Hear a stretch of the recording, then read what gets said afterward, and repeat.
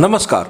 हर बार हम आते हैं आपके पास और यही कहते हैं मुद्दे वही जो आपको हमको छूते हैं।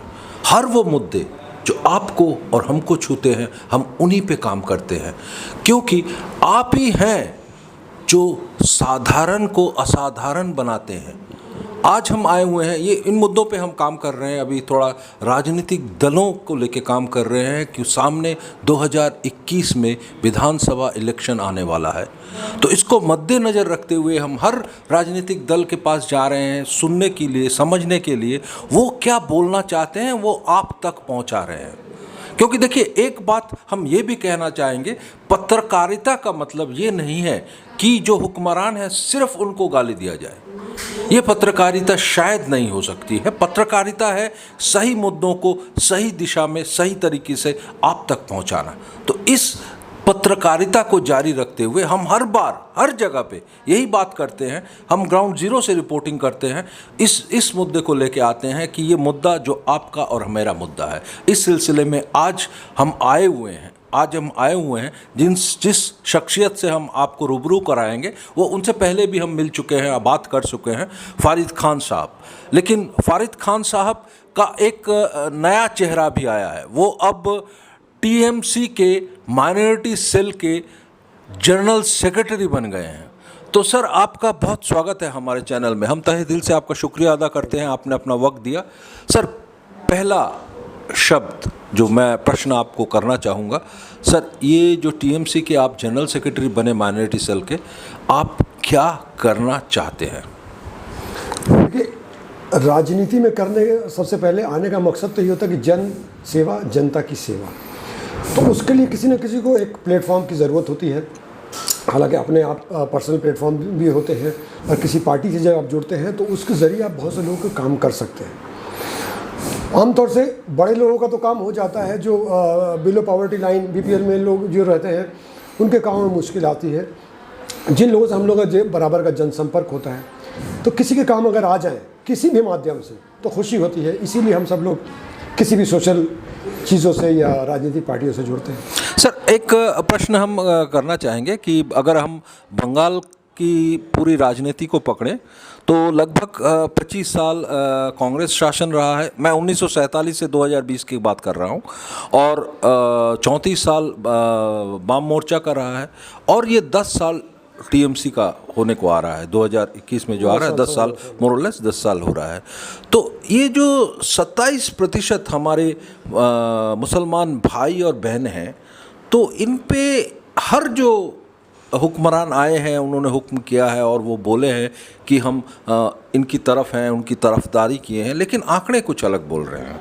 अगर आप देखते हैं अर्बन बंगाल को देखें, जहाँ पे 80% मुसलमान, सिर्फ 5,000 हर दिन का रोज का इनकम है उसका, जो उससे आंकड़े नहीं बढ़ रहे हैं। और कहीं ना कहीं 38% हमारे जो मुस्लिम भाई हैं वो सिर्फ 2,500 में अपना कर रहे हैं। कहीं ना कहीं ये जो सोशियो इकोनॉमिकल स्ट्रक्चर जो है वो बढ़ा नहीं जितना बढ़ना चाहिए था। क्योंकि अगर हम इसको पकड़े तो सच्चार कमेटी, जस्टिस सच्चार कमेटी रिपोर्ट बनी थी जो 2005 में बनाई थी मनमोहन सिंह जी ने की सरकार ने, और 2006 में उन्होंने रिपोर्ट दिया था।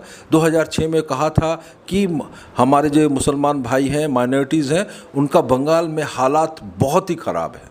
हाँ, हालात हुए हैं अच्छे, लेकिन कितने हुए सर ये आप हमसे अच्छा जानते हैं। तो इस पे आप क्या कहना चाहिए? जस्टिस राजेंद्र प्रसाद सच्चर जी की रिपोर्ट आई थी, उसको पढ़ा भी गया था। और जब दीदी ने शपथ ली थी, शपथ लेने के फ़ौरन बाद ही जस्टिस राजेंद्र प्रसाद सच्चर जी को बंगाल में इनवाइट किया था, टाउन हॉल में एक मीटिंग करके उनको बताया भी था कि देखिए हमने ये तरह के प्रोग्राम्स रखे। उन्होंने अप्रूव भी किए थे कि ठीक है ये बहुत अच्छे प्रोग्राम हैं।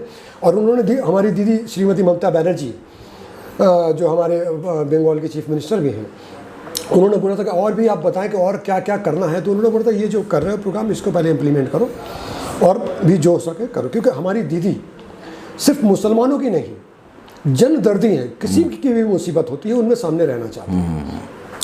तो काम काफ़ी किए गए। लेकिन जिस तरह से आप जानते हैं कि 34 साल सीपीएम की सरकार रहने से पहले 25 साल लगातार कांग्रेस की सरकार रही, उसके बाद 34 साल इनकी रही, तो आप अंदाज़ा लगा लीजिए कितने साल ये हो। अब दीदी को 9 साल हुए हैं। तो जितना भी काम हो सका हमने किया है। लेकिन ये जो 50-60 साल के जो काम है, एक दिन में तो नहीं होता। सर एक्चुअली मैं आपको थोड़ा सा एक आंकड़ा भी देता हूं कि 2016-17 में आपका जो माइनॉरिटी फेडरेशन किया फाइनेंस कॉरपोरेशन का, उनका बजट भी 2500 करोड़ एलोकेट किया है ममता सरकार ने, और 97% ऑफ द मुस्लिम लोगों को ओबीसी का दर्जा दिया ताकि उनको बेनिफिट भी मिले। ऐसा नहीं है कि काम नहीं हुआ, लेकिन जो होना चाहिए था, जितना होना चाहिए था, उससे बहुत कम हुआ। इस पे आप क्या कहना चाहेंगे सर? इसमें कहीं ना कहीं हमारे सेल की हमारी कुछ भूल रही होगी, उसको स्वीकार करते हैं, लेकिन अभी हम ये काम कर रहे हैं। देखिए, जब सीपीएम सरकार से हमने हैंडओवर किया था तब करीब 800 करोड़ का माइनॉरिटी का फंड था। दीदी ने आते साथ उसको 1400 करोड़ किया और अभी 2500 करोड़ दिया minority West Bengal minority finance corporation, जो कि सॉल्ट लेक में स्थित ऑफिस है। बहुत सारा डेवलपमेंट माइनॉरिटीज को लेकर करती है। हम इसको बच्चों के स्कॉलरशिप भी देते हैं, जिसमें उर्दू एकेडमी भी आ रही है, और बहुत से तरह का है डॉक्टरी करने के लिए बहुत से माइनॉरिटीज़ को लोन देते हैं। तो सबको मालूम है कि यहाँ से किस तरह से निकाला जाए। हम लोग ब्लॉक में जाके उन लोगों को ऑर्डर दिया गया है कि ब्लॉक हर वार्ड में जाके आप मीटिंग करें, लोगों के साथ जनसंयोग बढ़ा के लोगों को बताएं कि आपको ये चीज़ मिल सकती है। आपको पर्सनल बिजनेस करने के लिए छोटा मोटा लोन चाहिए, वो मिल सकता है। बड़ा लोन चाहिए तो उसके ये क्राइटेरियाज़ हैं। किसी को स्कॉलरशिप चाहिए, उसके लिए है। किसी को डॉक्टरी करनी है, इंजीनियरिंग करनी है, सबके लिए लोन दिया जा रहा है। बहुत कम, सर माफ़ कीजिएगा सर, मैं थोड़ा सा आपको बहुत कम इंटरेस्ट के ऊपर लोन दिया जा रहा है। बिल्कुल, मैं आपसे सहमत हूँ सर, माफ़ कीजिएगा, मैं थोड़ा सा इंटरवेन कर रहा हूँ। सर अगर आप स्कूल एनरोलमेंट का बात देखें, मुद्दा देखें, बंगाल 101% मतलब 100% के ऊपर है। मतलब नेशनल एवरेज से भी ज़्यादा है बंगाल में स्कूल एनरोलमेंट का। कोई भी अगर सोसाइटी को माना जाता है, बेंचमार्क पकड़ा जाता है, तो वहाँ पे ये प्राइमरी स्कूल और सेकेंडरी स्कूल्स में एनरोलमेंट को एक बेंचमार्क पकड़ा जाता है, जिस बेंचमार्क में कहीं ना कहीं बंगाल की सरकार बहुत आगे काम कर रही है। लेकिन अगर आप स्कूल ड्रॉप आउट देखते हैं तो उसमें 20% ड्रॉप आउट माइनॉरिटी सेगमेंट में आ रहा है। क्या इस मुद्दे पे माइनॉरिटी सेल के सेक्रेटरी होने के नाते आप कुछ तवज्जो दीजिएगा? देखिए, इस जब कोई भी चीज़ हम लोग के ध्यान में जब लाई जाती है तो हम लोग पूरा उस पर ध्यान देते हैं, और आपने जब ये बात बताई है तो हम लोग इस पर ख़ास ध्यान देंगे, देखेंगे ऐसा क्यों हो रहा है। हालांकि हमारी सरकार की, हमारी दीदी की, श्रीमती ममता बनर्जी की हर भरपूर कोशिश है कि सभी कम्युनिटी आगे बढ़े, ख़ास तौर से माइनॉरिटी। बल्कि लोग तो उनको इसलिए बदनाम भी करते हैं कि ये सिर्फ माइनॉरिटी को ही देखते हैं। सर इसीलिए तो हम कहने आए हैं कि लोग बदनाम करते हैं, लेकिन चित्र तो आ नहीं रहा है। ये इसी पे कि अपीसमेंट की, देखिए वही मैं कहा कि 34 साल वाम मोर्चा थी। वाम मोर्चा भी हर बात बोलते हैं कि हम हमारे मुसलमान भाइयों के बहुत सारे करीब हैं, वो हमारे दिल के करीब हैं, लेकिन आंकड़े कुछ अलग बोल रहे थे। ये 34 सालों में उन्होंने जो किया है शायद उतना नहीं किया। अगर आप सरकारी मुलाजिमात में देखते हैं, वहाँ पे भी आंकड़े सही नहीं बोल रहे हैं। मैं तो आपको कह रहा हूँ ना कि जो 60 साल का जो गैप था वो 5 या 7 साल में गैप पूरा भरा नहीं जाएगा। लेकिन आप देखिए, कोशिश जारी है। जहाँ कोशिश होती है तो कामयाबी वहीं मिलती है। और कुछ दूसरी पार्टियां हैं वो बीच में इंटरप्शन डालती हैं कि बस इनका ध्यान किस तरह से घुमा दिया जाए। और हमारी दीदी की अच्छी कोशिश ये है कि सिर्फ माइनॉरिटी की निगाह से नहीं देखती, जनरल लोगों की निगाह से देखती हैं। अगर कुछ कमजोरी रह गई तो वो हमारे सेल की, हमारे नेताओं की, माइनॉरिटी सेल के नेताओं की कमजोरी रही होगी। हालांकि हमारी मैडम ममता बनर्जी ने पूरी कोशिश की है लोगों को बराबर का इंसाफ मिले। जिस तरह से उन्होंने इमाम लोगों को भत्ता देने की कोशिश की, जो कि हमारे वक्फ के अंदर से होता हुआ आता है, वक्फ बोर्ड, उसी तरह से उन्होंने पुरोहित को भी देने का फैसला किया। तो वो किसी एक को नहीं, वो एक आंख से सबको बराबर से देखना चाहती है। सर अभी 2021 का इलेक्शन आ रहा है, अभी हाल ही में बिहार का इलेक्शन, मैं थोड़ा सा मुद्दा घुमा रहा हूँ क्योंकि वक्त की कमी है, तो हम लोग थोड़ा सा थोड़े मुद्दों को पकड़ लेते हैं। तो इलेक्शन आया है, बिहार का इलेक्शन भी आया है। इसमें एक राजनीतिक दल का नाम बहुत उभर के ऊपर आया है, AIMIM, जिसके प्रेसिडेंट हैं हमारे माननीय श्री अवासुद्दीन अवैसी जी।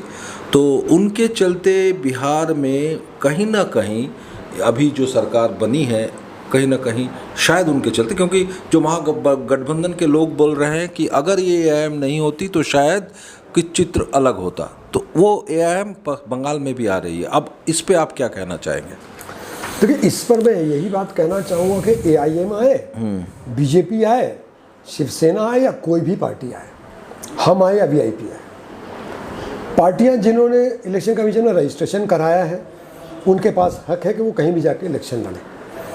और हर आदमी अपने हिस्से का केक खाना जानता है, वो चाहे जिस कीमत पर भी हो, चाहे जैसे भी हो। तो मैं किसी पे ताकीद नहीं करना चाहूँगा कौन क्या है नहीं है। ये मैटर जो वहाँ के जो वोटर हैं उनको डिसाइड करना है कि उन्हें वोट किसको देना है, उनका अपना वोट बर्बाद ना हो जाए। जैसा कि मैं आपको बताऊँ एक बात कि जब से बिहार का गठन हुआ है, आप बिहार सरकार में तब से लेकर अभी 2 दिन पहले तक कोई भी सरकार बना तो माइनॉरिटी, क्योंकि आपने माइनॉरिटी की बात की है तो मैं माइनॉरिटी की बात बता रहा हूँ कि माइनॉरिटी के 4 से 5 मंत्री हुआ करते थे, यानी कि एडमिनिस्ट्रेशन में आप एक हिस्सा हुआ करते थे। आज AIMM बोलिए या चाहे जो भी बोलिए, इस तरह के लोग आए हैं। शायद माइनॉरिटी को बहुत खुशी मुझे होगी कि मेरे लोग आए, मैं इनको वोट दूँ, लेकिन अपनी गलती की वजह से उन्होंने कुछ वोट देख के तो उन्हें जिता दिया, उनकी दुकान तो चल गई, उनके वोट भर गए, लेकिन माइनॉरिटी का सही मायने में नुकसान हुआ है। आज पहली बार माइनॉरिटी का उस एडमिनिस्ट्रेशन में कोई रिप्रेजेंटेशन नहीं है, जो माइनॉरिटी के लिए सबसे बड़ा नुकसान है। बिल्कुल सही कह रहे हैं। इसलिए मैं हाथ जोड़कर, हालांकि हमारे बंगाल के वोटर बहुत ही समझदार हैं, यहाँ पर यूपी बिहार के हिसाब से नहीं चलता, यहाँ पर बहुत सोच विचार करके लोग वोट डालते हैं। तो आपका अपना एक भी वोट हो उससे बर्बाद मत होने दीजिएगा। मैं यही उनसे हाथ जोड़कर निवेदन करूँगा। और यहाँ के लोग इतने समझदार हैं, मैं भी ये बात जानता हूँ कि कहीं किसी भी तरह से आपका वोट बर्बाद ना हो। तो सर एक्चुअली ये जो माइनॉरिटी सेल है, अभी आज के जो राजनीतिक माहौल बना हुआ है, 2021 का जो इलेक्शन आ रहा है, कहीं ना कहीं इसका जो दायित्व है ये बहुत ज़्यादा बढ़ जा रहा है। तो अगर आप समझाने जाइएगा माइनॉरिटी सेल, तो कहीं ना कहीं हुक्मरान 10 साल से आप हुक्मरान की हैसियत से हैं, तो ये जो माइनॉरिटी की जो कंडीशन है, कहीं ना कहीं शायद वो आपको एक प्रश्न चिन्ह के सामने खड़ा ना कर दे। इस पे आप क्या बोलिएगा सर? देखिए, समझाने की बात नहीं, बंगाल के बच्चा जानता है कि ममता बनर्जी ने अपना तन मन और सरकार में जो धन था, उस जो भी धन था, हर मुमकिन कोशिश की कि हर इंसान के पास पहुंच सके। जैसा कि आप जानते हैं कि जब 2011 में ममता बनर्जी ने शपथ ली थी तो खजाना CPM ने 34 साल ने पूरा खाली करके दिया था, नील था।